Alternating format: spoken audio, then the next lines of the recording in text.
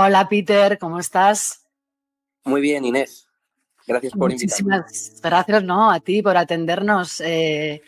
Bueno, uno de mis temas favoritos, que ha sido un descubrimiento cuando te he visto rondando por los canales de Colin y de Nicolás Morás.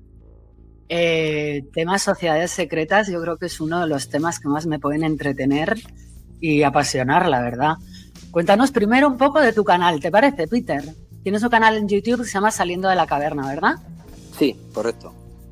Y sobre todo hablas de sociedades secretas.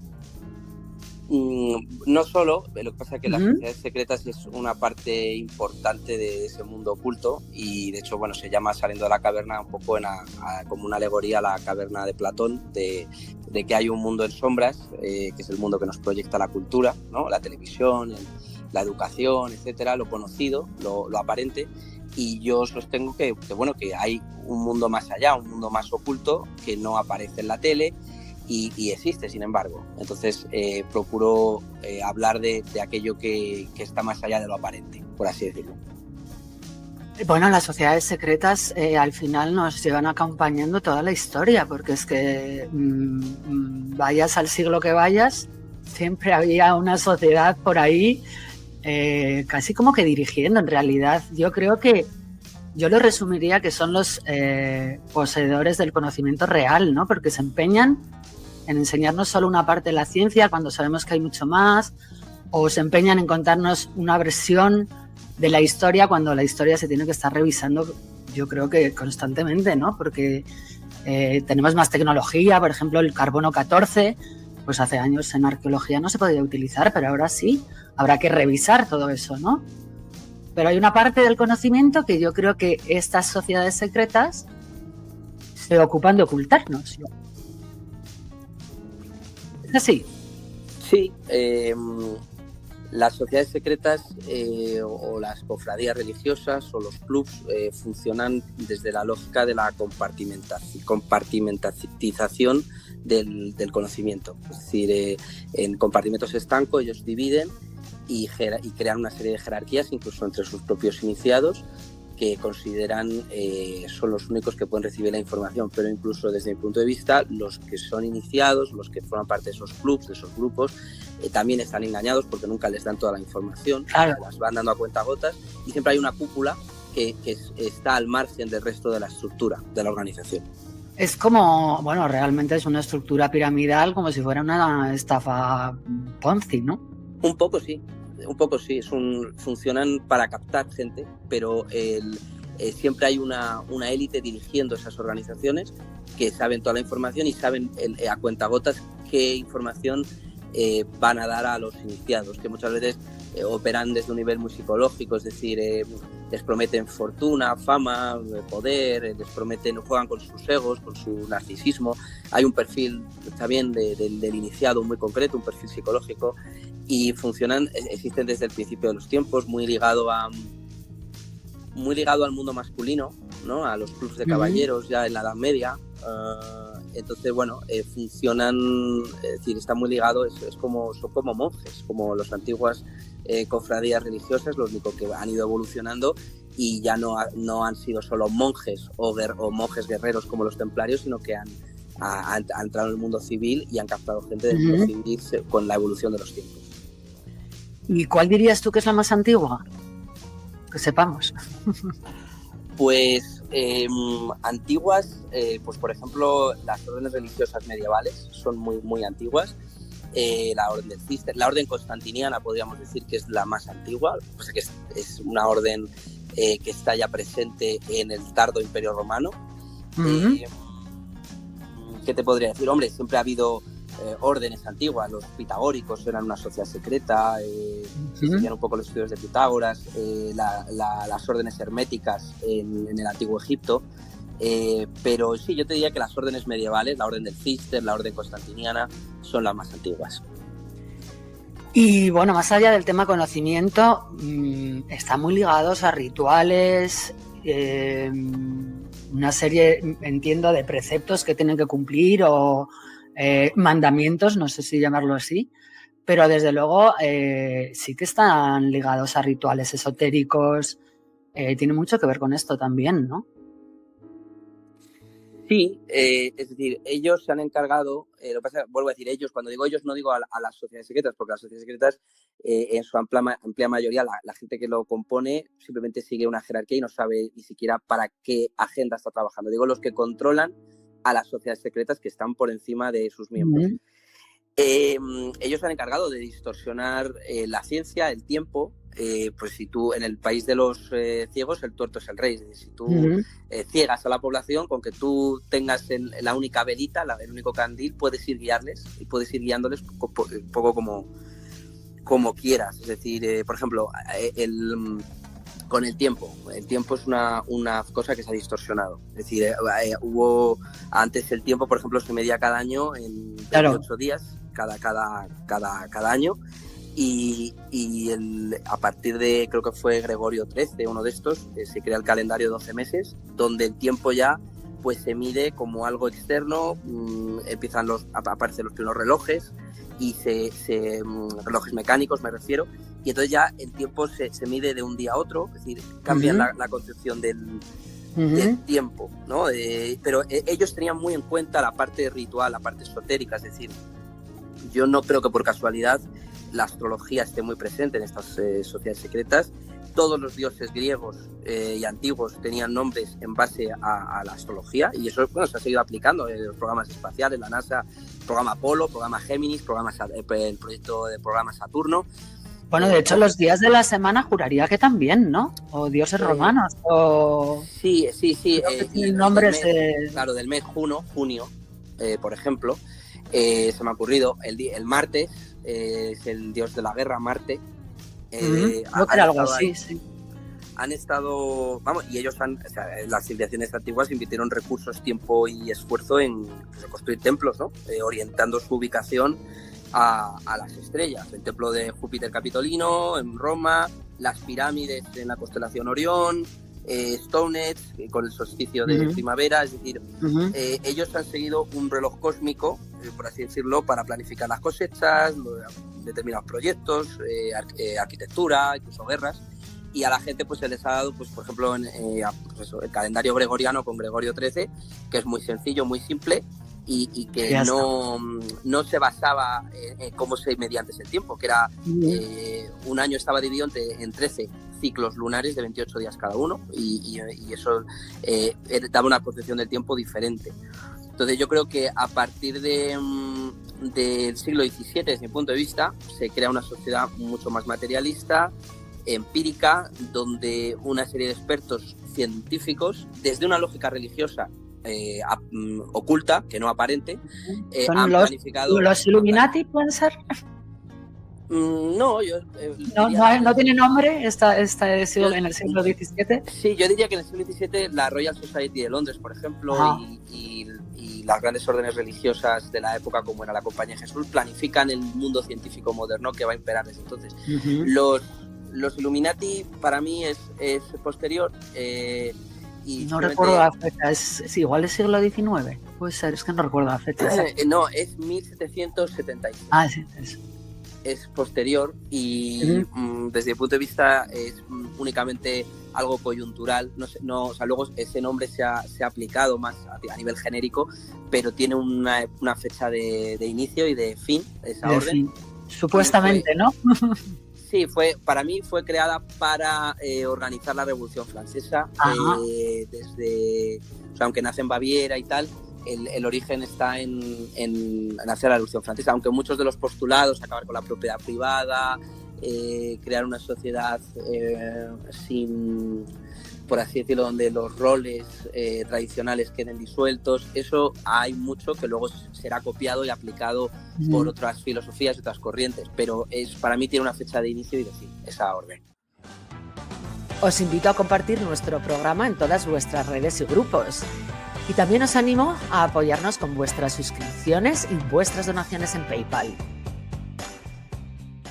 ¿Y se mezclan entre ellos? O sea, puede ser de alguna manera, aunque hemos dicho que son compartimentos estancos, de alguna manera, si están arriba en la cúpula de la pirámide, entre ellos tienen que interactuar de alguna forma, ¿no? ¿Interactuar a qué te refieres? con interactuar.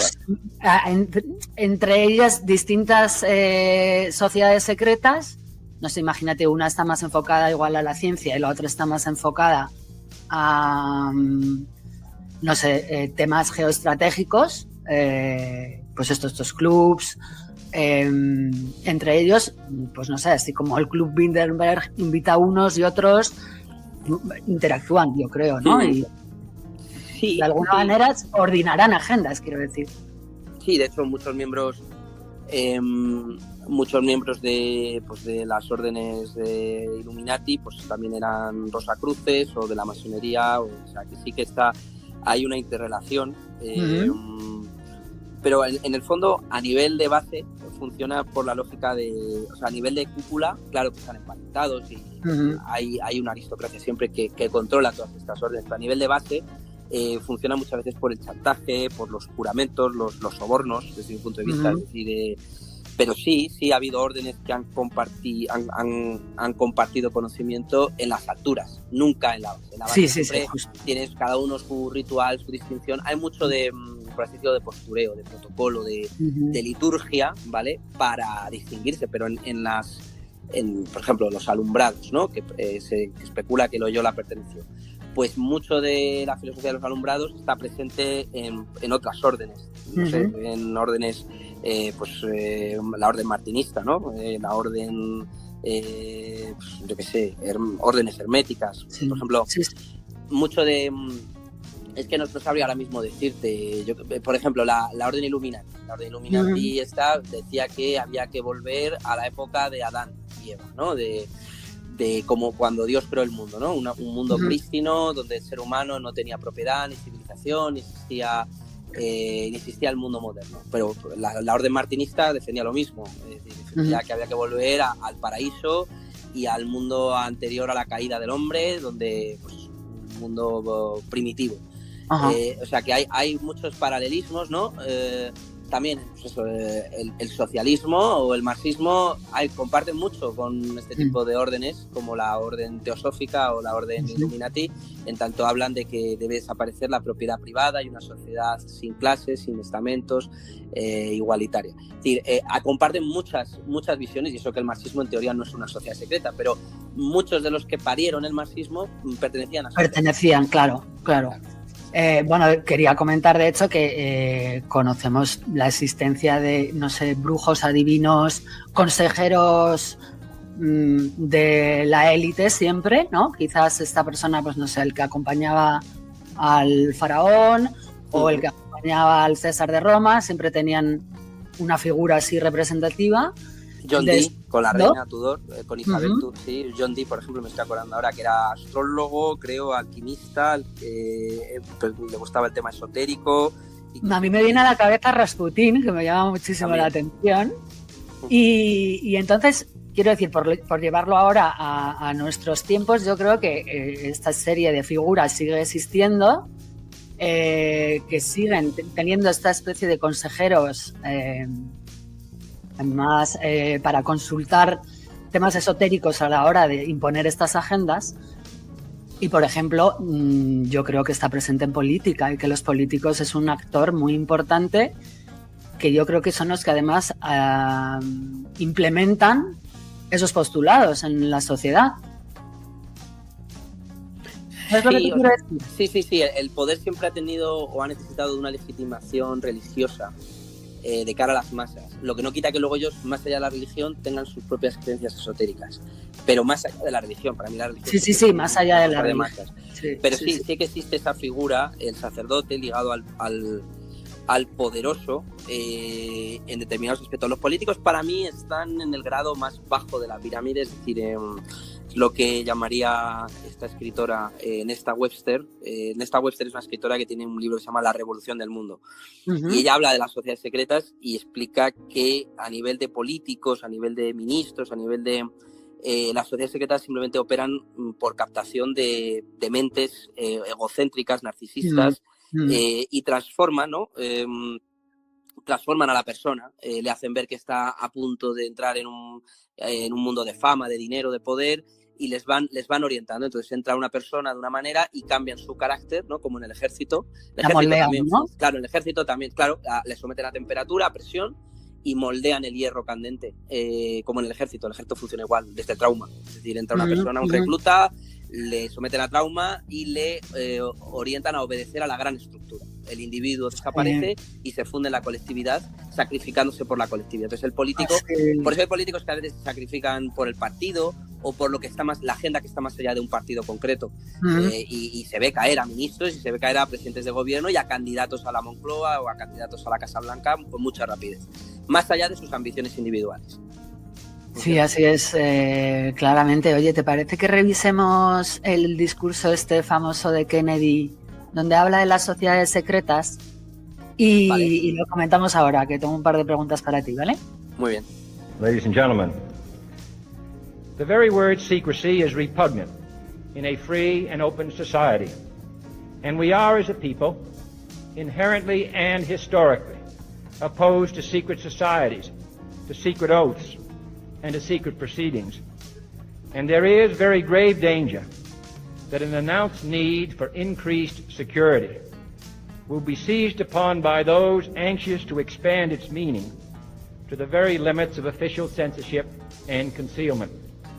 That I do not intend to permit to the extent that it's in my control. And no official of my administration, whether his rank is high or low, civilian or military, should interpret my words here tonight as an excuse to censor the news, to stifle dissent, to cover up our mistakes, or to withhold from the press and the public the facts they deserve to know. For we are opposed around the world by a monolithic and ruthless conspiracy that relies primarily on covert means for expanding its sphere of influence, on infiltration instead of invasion, on subversion instead of elections, on intimidation instead of free choice, on guerrillas by night instead of armies by day. It is a system which has conscripted vast human and material resources into the building of a tightly knit, highly efficient machine that combines military, diplomatic, intelligence, economic, scientific, and political operations. Its preparations are concealed, not published. Its mistakes are buried, not headlined. Its dissenters are silenced, not praised. I am not asking your newspapers to support an administration, but I am asking your help in the tremendous task of informing and alerting the American people. For I have complete confidence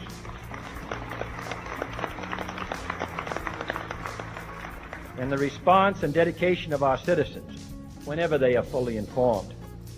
I not only could not stifle controversy among your readers, I welcome it.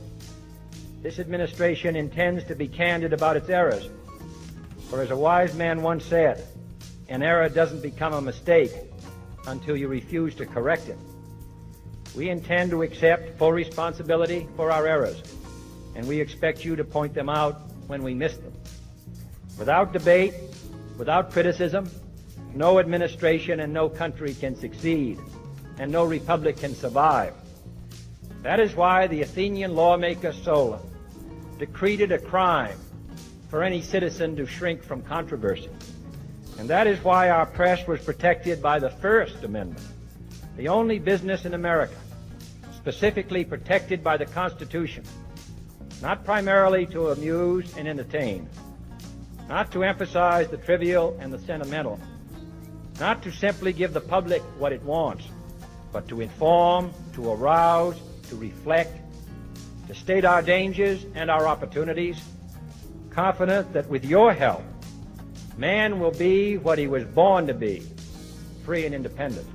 Bueno, lo define estupendamente, yo creo. No se ha dejado nada fuera, ¿eh? Si estás interesado en anunciarte en nuestros programas, puedes escribirnos a eldisparatetovoficial@gmail.com. No, la verdad es que lo dice todo. De hecho, está pidiendo ayuda a la prensa para exponer el tema. Habla de intimidación. Sí, Y yo creo que la gente se debió quedar sorprendida cuando de repente un presidente de Estados Unidos empieza a hablar así, que yo creo que lo tienes que revisar varias veces para realmente darte cuenta de lo que está diciendo. ¿Crees que esto forma parte de esa conspiración para asesinarle? Yo todo, claro que sí, que es una de las variables. Sí, creo que esa es una rueda de prensa que da en el Hotel Waldorf Astoria de Nueva York a la prensa, y eso es en el 61, creo recordar. Entonces todavía quedan 2 años hasta que le maten. Pero hombre, es un añadido, ¿no? Que hable de sociedades secretas, juramentos secretos en un país cuya raíz de funcionamiento político se basa en las sociedades secretas. Entonces, claro, está tocando un tema sensible, aunque no da nombres, porque es verdad que no da nombres concretos, pero sí que está hablando de un tema complicado. Pero habla de ciencia, religión, o sea, da a entender que están en todos los estratos de la sociedad y que ocultan información, básicamente. Es un poco el resumen. Sí, sí, está diciendo cosas cuyo fundamento habla también de poder militar, es decir, está diciendo que el poder militar también está metido. Entonces, sí, son palabras incómodas. Es como cuando dice de qué clase de paz hablo y qué clase de paz buscamos. No una paz americana impuesta al mundo por las armas de la guerra, no la paz de la tumba, ni la seguridad del esclavo. Hablo de una paz verdadera en un mundo en el que la vida merezca la pena ser vivida. No solo paz para los americanos, sino paz para todo el mundo. No solo paz en este tiempo, sino paz para todos los tiempos. Es decir, ahí está poniendo nervioso al complejo militar industrial del armamento. Pues está diciendo, este tío está hablando de paz, eso no es un buen negocio. No, para ellos no, desde luego. Pues tenemos también aquí a nuestro amado líder, versión española, que dijo unas palabras también bastante sorprendentes. Yo creo que aquí, sinceramente, algo le pasaba. Esto es muy cortito, vamos a verlo rápido. De una dictadura judeo-masónica, una república comunista bolivariana con un virus chino que nos van a meter por la sangre y que con el 5G nos van a controlar. Hombre, señora Abascal, por favor. Es que... Aquí las focas, no las soporto, te lo digo. Bueno, ¿a qué viene en el Congreso de los Diputados ponerse así? ¿Cómo lo interpretas? Yo creo que está intentando como ridiculizar, ¿no? Un poco de que... como intentando mezclar el tema de la conspiración con el tema del sanitario y asociarlo a un partido concreto, y entonces hace ese chascarrillo. Para mí es como lo dice como de broma. Bueno, es un poco desagradable, no sé, como el tono que lo dice, la verdad. Es que este señor causa cierta repelencia. Es desagradable. Tengo otro que también es bastante desagradable, que este está recién salido del horno, Peter. No sé si lo has visto, mira. Los pactos ocultistas, satánicos, esotéricos de Mussolini son conocidos en la historia de Italia, pero han sido ocultados adrede. Los pactos satánicos de Hitler y las sectas del que él formaba parte y los juramentos de las sectas que ellos formaban parte.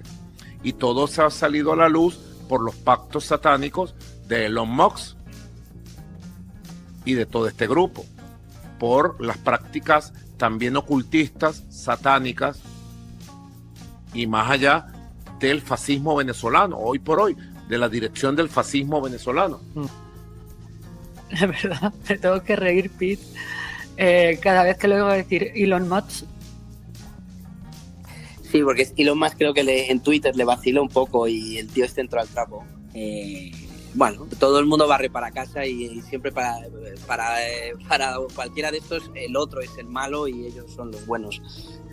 Cuando le interesa sacar esto, sabe que estos temas están candentes, que la gente habla de ellos, entonces es una forma también de como decir, no, yo soy bueno, pero yo soy independiente de cualquier pacto malvado. Y también Hugo Chávez dijo, aquí está el diablo. Bueno, yo creo que funcionan en esa lógica, no porque este sea más ángel y los otros sean más diablos. El tema Mussolini me ha llamado la atención, que habla de unos manuales de Mussolini. No había oído hablar yo de esto nunca. que han desaparecido, dice. Lo desconozco. Sé que en Italia ha habido órdenes esotéricas, sí, los carbonarios, ha habido, pero creo que recordar Mussolini prohibió las sociedades secretas cuando llegó al poder. Mussolini en un inicio posiblemente pudo pertenecer a alguna de ellas. Él era socialista, estuvo militando el Partido Socialista Italiano y luego ya como que fue un poco más a su aire. Pero no desconozco a qué manuales se refiere. Lo que no quita que fascismo, nazismo, pero sobre todo nazismo, hasta donde yo sé, el fascismo lo desconozco más, sí que hubo sociedades secretas detrás de Hitler, la Sociedad Thule, la Sociedad Abril y órdenes de tipo hermética. O sea que ahí eso sí que está demostrado. Esa parte del ocultismo nazi, bueno, yo creo que es una de las más interesantes de la historia de la Segunda Guerra Mundial. A mí reconozco que me apasiona, es una de mis favoritas. ¿Cuál es la tuya, por cierto? ¿Tienes alguna sociedad secreta favorita? Pues la verdad es que hay bastantes así interesantes. La orden teosófica es interesante estudiarla porque mucho de todo el pensamiento de tipo ecologista que viene ahora, que está ahora en boga, proviene de ahí. Proviene de este tipo de orden. Entonces es interesante estudiarlo para comprender, ¿no? Un poco de dónde viene todo el tema de la nueva era, todo el tema del culto a Gaia, ¿no? Es interesante. ¿Y cuál dirías que es la más peligrosa? Todas son peligrosas en tanto compartimentan la información y hacen creer a la gente que solo unos sabios o unos superhombres deben tener el poder. Eso cualquier orden esotérica que se reserva para ellos la información y no la comparte es peligrosa, te diría. Los think tanks funcionan como órdenes, en el fondo, sociedades secretas, lo que pasa es que desposeídas quizá de la parte más espiritual, pero ahí están y aplican en la materialidad y con importantes recursos multimillonarios toda la metafísica presente en las órdenes religiosas esotéricas, y esas son sí muy muy peligrosas. O sea, por ejemplo, estoy pensando en el Club de Roma, el CFR, Consejo de Relaciones Exteriores, la Comisión Bilateral, la Round Table, la tabla redonda, ¿no? Chatham House, Bohemian Grove. Bueno, Bohemian Grove sí tiene una parte más esotérica, pero ahí se reúnen grandes filántropos, entre comillas. Yo qué sé, hay órdenes muy tétricas. Yo, por ejemplo, estudiar en la Universidad de Yale, que no vaya cualquiera, y saber que estás en el mismo campus donde hay una cripta de calavera y huesos, donde se forman a presidentes de gobierno, directores de la CIA, altos grados militares, es un club masculino, solo admiten hombres. A mí eso me daría mal rollo. Se reúnen por la noche. O sea, sí, Skull and Bones también está en mi top 5 de favoritas, te diré. De hecho, ahí yo creo que hay declaraciones de Bush y algún otro hablando del tema, de que claro que coincidían en la hermandad, que lo llaman ellos, de Skull and Bones. Muchos, ¿eh? Sí. Oye, una pregunta. ¿Por qué se empeñan ahora en salirse de la lengua de sociedades secretas y decir que no son secretas, que son discretas? Porque vamos, el que quiera entender que entienda, ¿no? Pues, hombre, yo creo que porque las que hacen eso, las que se revelan, vivimos en tiempos apocalípticos, ¿no? Apocalipsis significa revelación, y ahora se revelan cosas. Yo creo que es porque ya están amortizadas, es decir, sociedades que han cumplido su función a lo largo del siglo XIX-XX, pero que ya no tienen un poder real y que han servido como un sistema de captación de ETT, agencia de contratación de gente, para que hagan el trabajo que otros, desde las sombras, les teledirigen. Pero una vez ya han cumplido esa función, pues ya los sacan a pasear, incluso los dejarán caer. Los masones lo dicen mucho esto, ¿eh? Claro, por ejemplo, hacen entrevistas, o sea, de repente como... Porque no tienen ya un poder real, están amortizados. Ya han cumplido su función, han cumplido su papel y ya, como han cumplido el papel, pues ya está amortizada. Ya no... Mira, te recomiendo una entrevista que hacen los chicos de Terra Ignota a un profesor, que ahora no recuerdo el nombre, sobre la masonería. Impresionante lo que sabe este señor y lo que cuenta. Es uno de los vídeos más vistos del canal porque es súper interesante. Yo te lo voy a pasar por si no lo has visto. Pero yo creo que la más conocida quizás para la gente de la calle, por así decirlo, quizás sean los masones. Sí, porque han tenido un papel preponderante en Europa y en la historia de España, sobre todo en la Segunda República. Era muy público pues, que el presidente Azaña era masón del Gran Oriente francés, o que grandes ministros intelectuales. Entonces, pero yo no porque esa gente tenga un poder real, sino porque esa gente, lo que he contado del ego, del narcisismo, de la vanidad, la gente que tiene el poder real y que se esconde y que no da la cara, les meten estas sociedades a cambio de pues, darles un hueso. Entonces, la Segunda República es una república que se hace pues, por intelectuales, por escritores, por la burguesía urbana. Entonces, bueno, pues entran en estas sociedades, pero estas sociedades las controlan probablemente desde países extranjeros, no necesariamente desde España. Entonces, esta gente pues entra ahí, les van guiando y ellos incluso creen que hacen un papel, ¿no? Y creen que hacen una labor positiva, pero no saben cuál es la finalidad real de la sociedad a la que sirven, porque no es que sirven a ellos, lo cual es contradictorio, porque si tú sirves al país como un servidor público, a la patria, es incompatible con servir a una sociedad cuyos objetivos e intereses están más allá incluso de tu tiempo. Pues esto es lo que no entienden ellos, que ellos trabajan para una sociedad, pero están trayendo una república, o están dando un golpe de estado, o están haciendo un libro, o están escribiendo o creando una ley, pero no entienden que esa ley va a afectar a lo mejor a la generación venidera, o que es una cosa diseñada en un gran... O sea, la lógica de estos grupos es más allá del tiempo vital de la persona que lo va a aplicar, que el albañil lo va a aplicar. Es decir, esta gente es como una catedral. Una catedral, cuando se construía la catedral, los albañiles que construían esa catedral sabían que a lo mejor en su tiempo vital no lo iban a ver, lo iban a ver sus hijos o sus nietos, porque las catedrales a veces tardaban 1 siglo y medio o 2 siglos en construirse. ¿Entiendes? Entonces, sí. Yo creo de hecho, las catedrales es bastante simbólico el tema del conocimiento de arquitectura, de matemáticas. El tema de las catedrales tiene un punto muy fuerte de origen también, ¿no? Claro, la catedral era construida por albañiles, por masones, en francés, masones, albañil, y era pues un templo religioso. Entonces se construía, pero muchas veces se construía y no daba tiempo a acabarlo en el tiempo vital. Entonces pasa que esa es la masonería operativa, y luego lo que ha venido después pues ya no se construye catedrales, se construyen sociedades, se construye una sociedad a través de leyes, a través de economía, a través de cultura, de artistas, de intelectuales. Entonces se construye a nivel humano, no a nivel material. Si alguna vez has sentido que tienes ganas de aprender algo nuevo, este es tu lugar. Desconecta, diviértete, comenta y comparte en todas tus redes sociales y canales. Pues mira, volviendo al tema político que me acaba de venir, que no te había comentado, claro, Hollywood, que en este tema también tiene su parte importante, ¿verdad?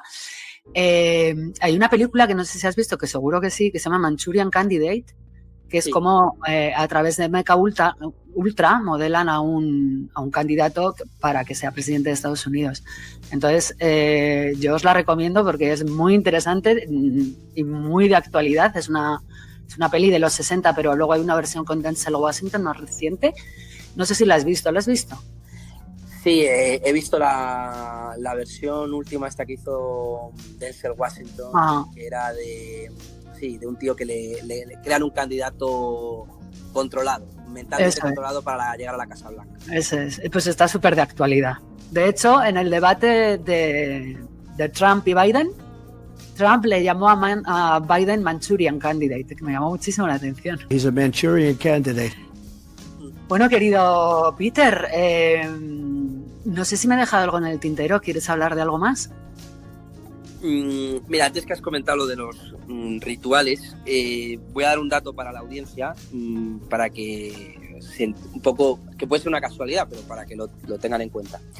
En marzo de 2003, Bush hijo, lo digo para que vean que también incluso detrás de los actos bélicos hay coincidencias y casualidades de tipo religioso, esotérico. Bush bombardea Bagdad el 20 de marzo de 2003 a las 5:50 hora local. en los medios de comunicación eso se llamó la operación Pavor y Conmoción.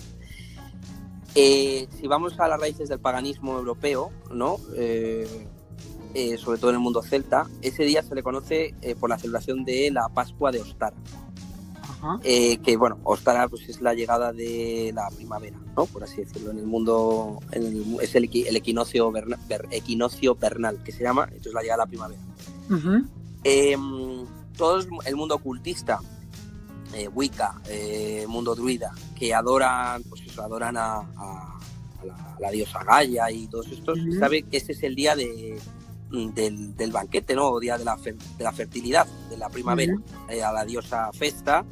Y bueno, pues que es un ritual celta donde se ofrece un sacrificio para que la llegada de la primavera traiga sus mejores frutos. Pues la llegada de la primavera es, pues eso, cuando se procrea los animales, es cuando se aparean, es cuando florece todo, ¿no? La llegada de la primavera de Botticelli. Entonces, mayo de 2003 es cuando, según el calendario druida, es el día de la Beltane o noche de Walpurgis.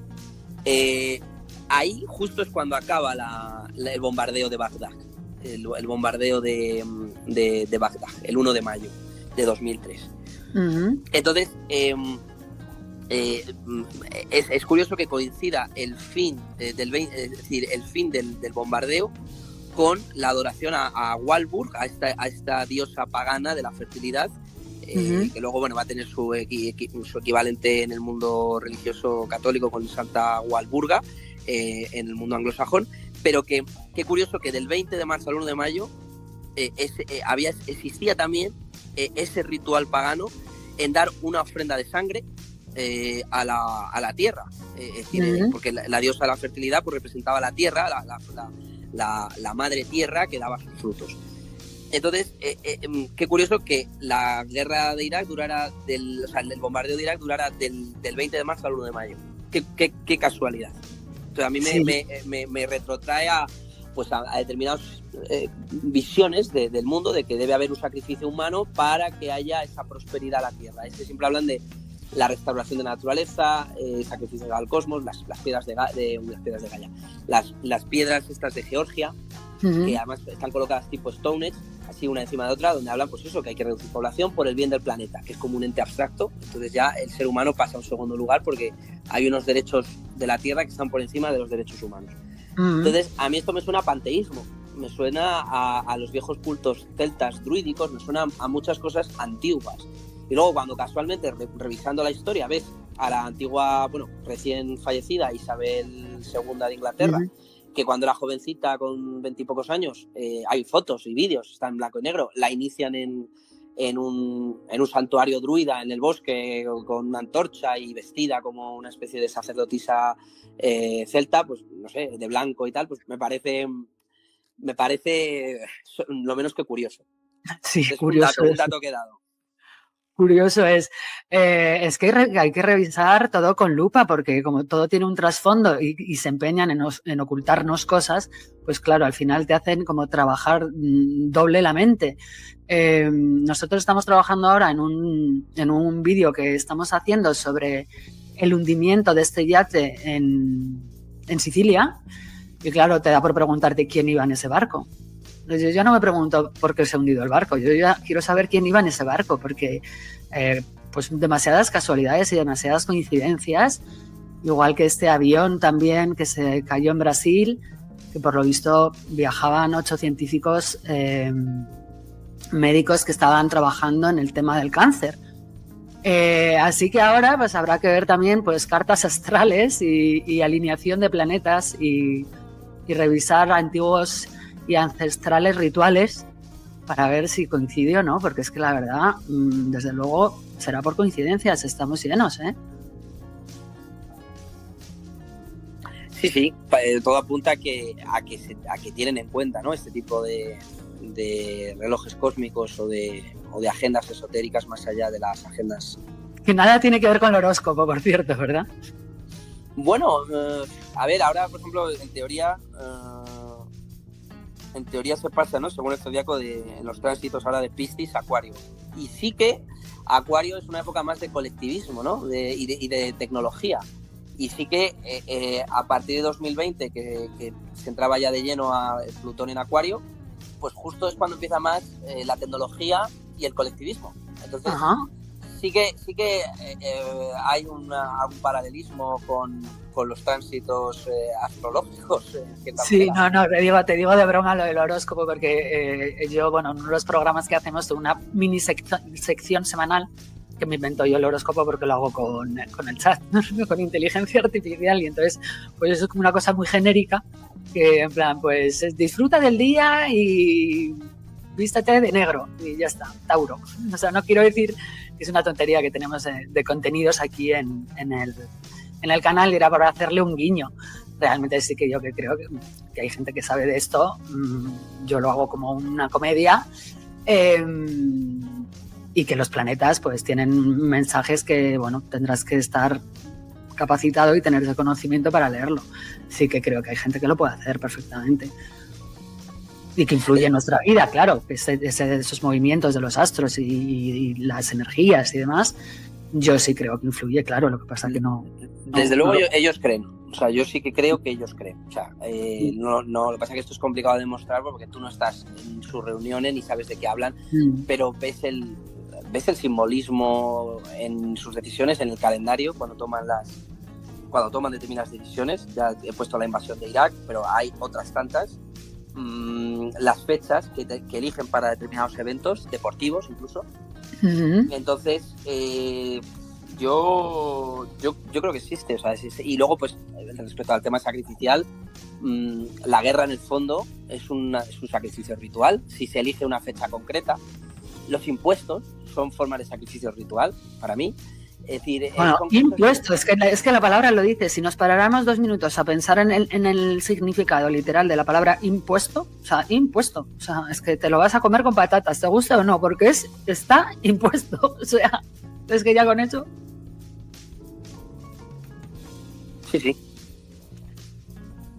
Pues nada, querido Peter, millones de gracias por atendernos, espero que lo hayas disfrutado y hayas pasado un buen ratito. ¿Te vienes otro día? Sí, perfecto. Cuando quieras. Genial, exacto. Millones de gracias. Oye, por cierto, ¿dónde te pueden localizar?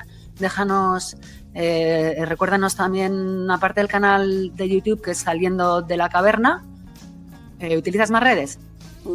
Bueno, sí, hay en Telegram, pero Saliendo de la Caverna, con el mismo nombre, Saliendo de la Caverna, sí. Está vale. Bien. Fenomenal. Pues muchísimas gracias, te mando un beso enorme. Nada, gracias a ti, Bueno, querido, pues lo dicho, te mando un beso fuerte y estamos en contacto. Muchas gracias por venir. Igualmente, un abrazo. Chao. Suscríbete ahora y únete a nosotros en nuestras redes sociales.